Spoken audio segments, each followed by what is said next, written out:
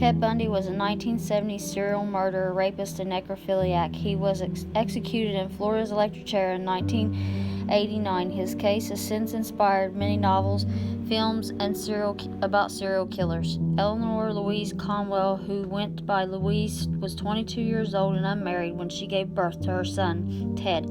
Ted's father may have been Lloyd Marshall, an Air Force veteran and Penn State graduate, according to Ann Rule, a co-worker of Ted's and author of the book A Stranger Beside Me. Other sources had Ted's father named as John Worthington, while some rumors had it that his father was also his grandfather because Ted's birth certificate listed his father as unknown. His biological father's identity may never be confirmed. In 1951, Louise married Johnny Bundy. While Ted took his last name, he reportedly did not much respect for his stepfather, who he resented for being uneducated and working class. Johnny and Louise had several children together. Louise was working as a secretary at the University of Puget Sound and still married to Johnny in 1970s when Ted was accused of his crimes. She refused to believe the charges for years, although she changed her status after he confessed. Bundy was born in Burlington, Vermont on November 24th, 1946. Bundy started his life as his mother's secret shame as his illegitimate birth humiliated her deeply religious parents. Louise delivered Ted a home for unwed mothers in Vermont and later brought her son to her parents in Philadelphia.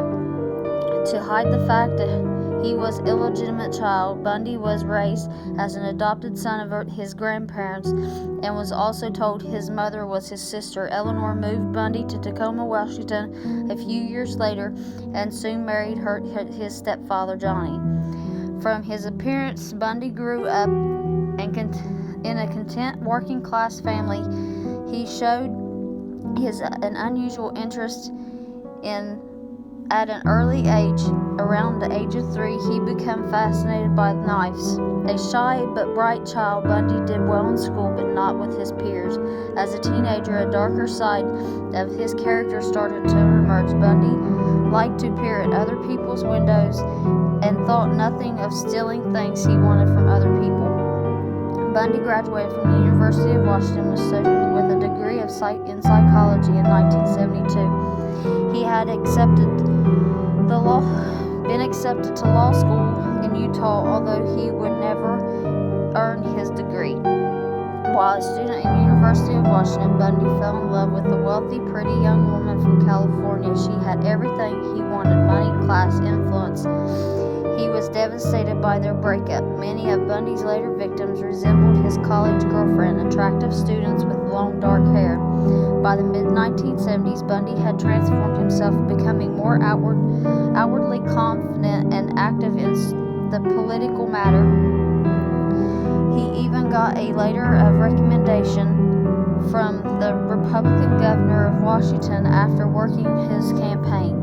Bundy confessed to 36 killings of young women across several states in the 1970s, but the experts believe that the final tally may be closer to 100 or more. The exact number of women Bundy killed will never be known. His killings usually followed a gruesome pattern. He often raped his victims before beating them to death. While there is some debate as to when Bundy started killing, most sources say that he began his murderous rampage around 1974.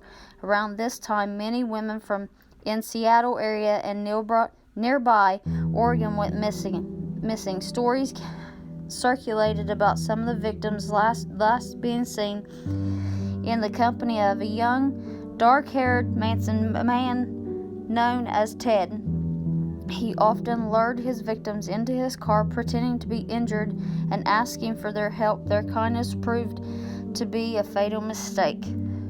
In the fall of 1974, Bundy moved to Utah to attend law school. A woman began disappearing there as well. The following year, he was pulled over by the police. A search of his vehicle uncovered a clutch of burglary tools, a crowbar, face mask, rope, and handcuffs. He was arrested for possession of these tools, and the police began to link him to much more sinister crimes. In 1975, Bundy was arrested in the kidnapping of Carol D. Roach, one of the few women to escape the clutches.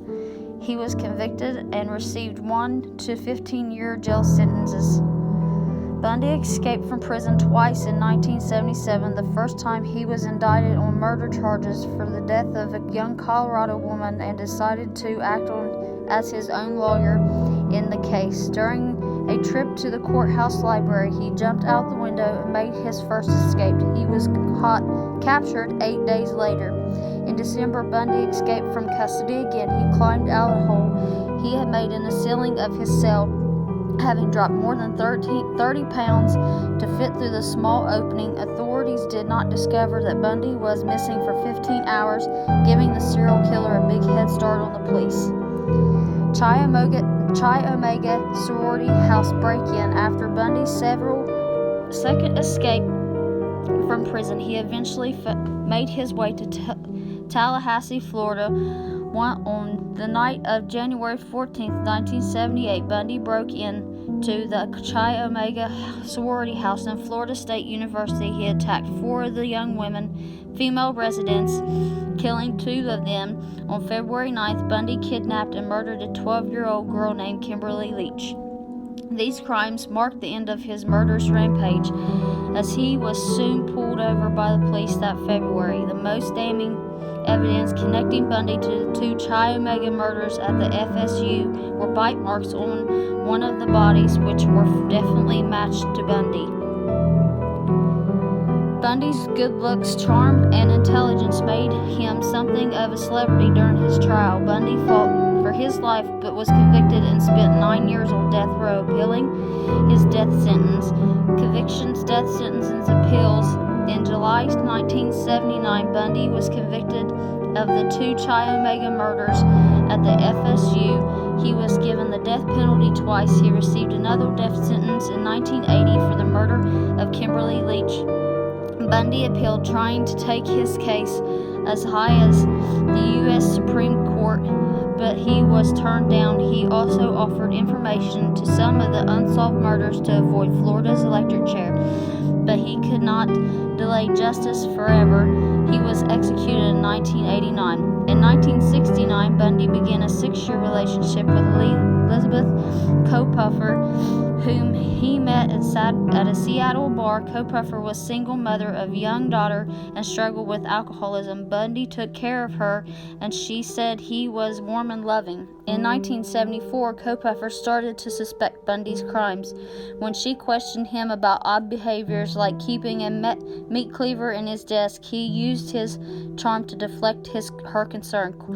Kopuffer secretly went to the police with her suspicions of Bundy's involvement in the local murders, but they didn't believe he was a killer. The pair remained together, although they grew distant when Bundy moved to Olympia the following year. In 1975, Kopuffer went to the police again, this time with evidence that helped them arrest the serial killer. Bundy had confessed to Kopuffer over the phone from his prison cell that he had tried to kill her and couldn't resist his impulse when he felt his sickness building in him. She later wrote that she broke ties with Bundy for good and wrote a book about her experience. In February 1980, Bundy married Carol Ann Boone, a mother of 2 whom he dated before initial arrest. In the courtroom during the penalty phase of his trials, he proposed and she accepted in the presence of the judge, making the marriage legitimate in Florida. The couple had met 6 years earlier when they both worked at a Department of Emergency Services in Olympia, Washington. Boone gave birth to a daughter, Rose, in 1982, and she named Bundy as the father. Not much is known about Rose today. Boone eventually realized Bundy was guilty of his crimes. She divorced him 3 years prior to his execution. According to the rules book, A Stranger Beside Me, Boone stopped visiting Bundy during the last 2 years of his imprisonment. On January 24th, 1989, Bundy was executed around 7 a.m. in a Florida State Prison in an electric chair, sometimes known as Old Sparky. Outside the prison's crowd cheered and even set off fireworks after Bundy's execution. Bundy's body was cremated in Gainesville, and no public ceremony was held. Before he was executed, he requested that his ashes be scattered in the Cascade Mountains of Washington State, where he murdered his last 4 of his victims.